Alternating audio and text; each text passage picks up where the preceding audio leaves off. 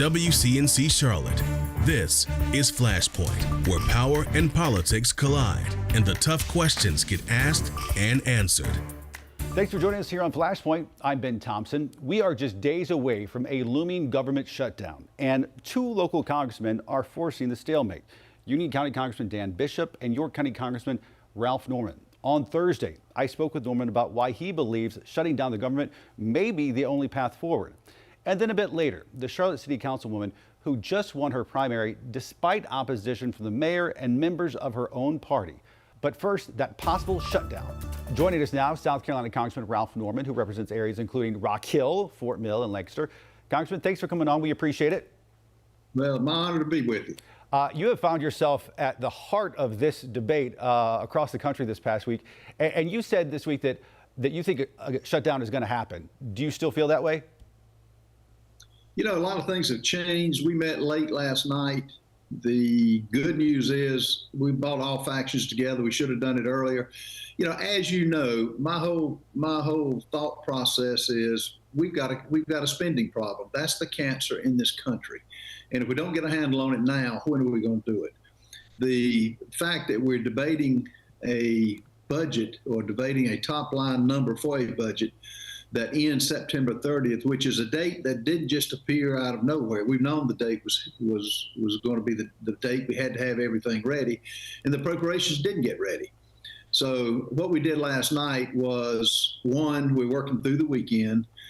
There was agreement to get the approach bills through, which has top-level spending, so we know what we're going to spend, and we put a number to that. So the other thing that's changed is there's a strong border security bill in this to force Joe Biden to put a stop to the insanity. And he's getting pressure from members of his own party. And we've got a commission now that's set up. So I don't mind funding the government 30 more days. And had we not gotten these agreements, I was willing to go into shutdown. You had 11 members from New York who had a real problem because of the border. They just had to have that border crisis front and center stage, and I think they were right. So bottom line, I think that we will go into a 30-day spending, 30-day open the process for getting everything done. The approach bills will be out hopefully in a matter of 10 days. So the bottom line, from 100% down now, the odds of having a shutdown will probably be in the 50-60% range. So that's kind of where we stand. So this would extend things for another 30 days. Is that what I'm understanding? Correct. From October 1 through end of October. I think people at home are watching this. People, you know, in your district and people all across the Carolinas watch this. And I don't know that you'll disagree with this, but it's a more nuanced take. And it says government spending is way out of whack. We got to do something about it. But the brinkmanship, the possible shutdown, isn't the way a serious country, a functional country, should govern. Do you disagree or agree? Oh, no, that's third world countries govern better than we govern. I mean, to run this out and not having top line numbers is insanity. And again, we've got a spending problem in this country. That's why I, along with members of the Freedom Caucus, did what we did in January to hold up the speaker's vote. That's why we have taken a hard line on this.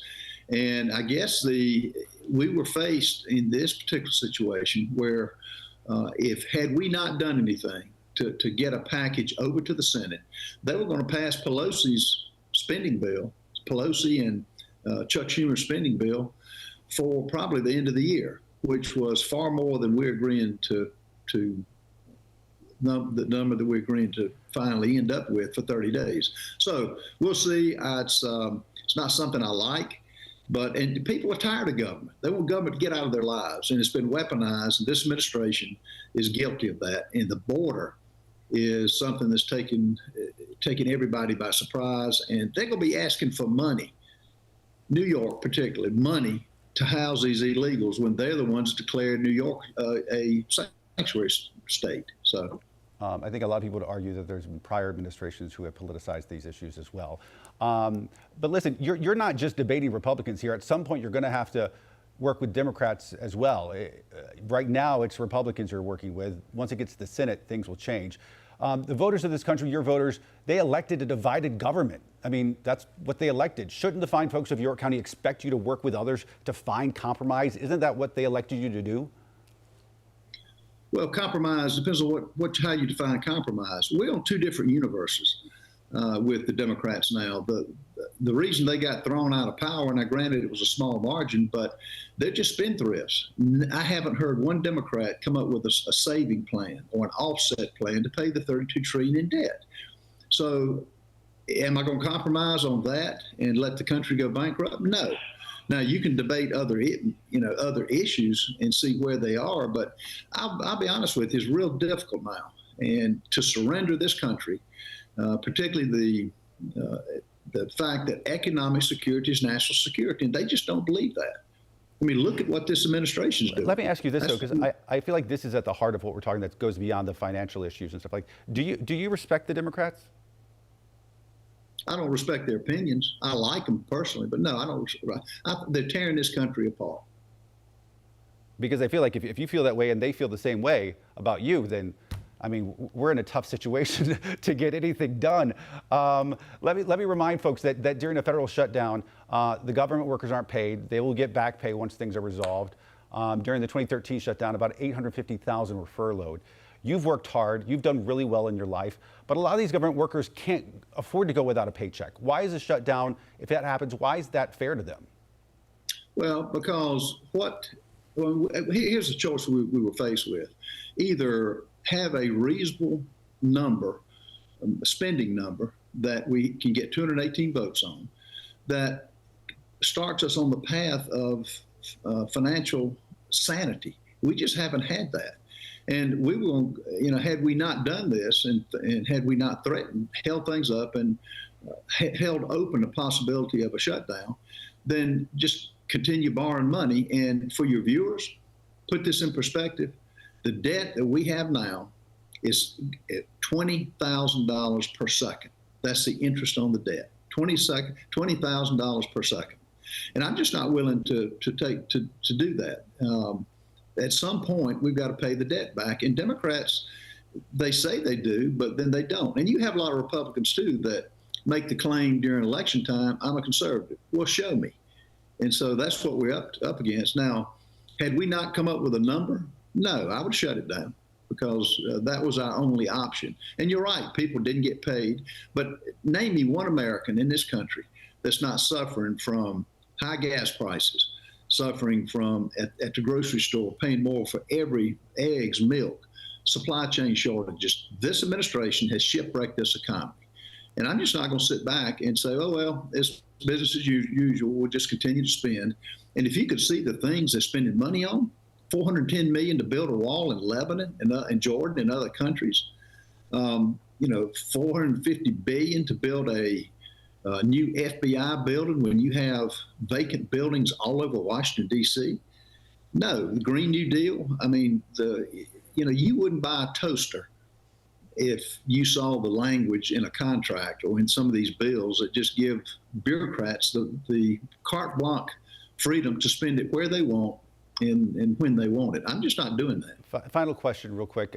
Given everything you've just said and how passionately you feel about some of these issues, are you planning to run against South Carolina Senator Lindsey Graham when he's up for re-election? I don't consider that. I mean, it's a 2026 race. I like Lindsey. I've supported him in the last election, but you get two Lindseys. For the first 4 years, he votes like Mitt Romney. He's the one that put us in a box on voting to extend the budget when we knew we were going to take control, the Republicans, in January of last year. And he just locked us into the Pelosi spending spree until September 30th of this year. We would have had control in January. And I like him. He's done a good job on judges, but as he should. But he just voted liberal. And for the last 2 years, he gets conservative, but I'm tired of it. So I'll consider it. I will tell you this, a day in politics is a lifetime. Yeah. But, I'm going to consider the run.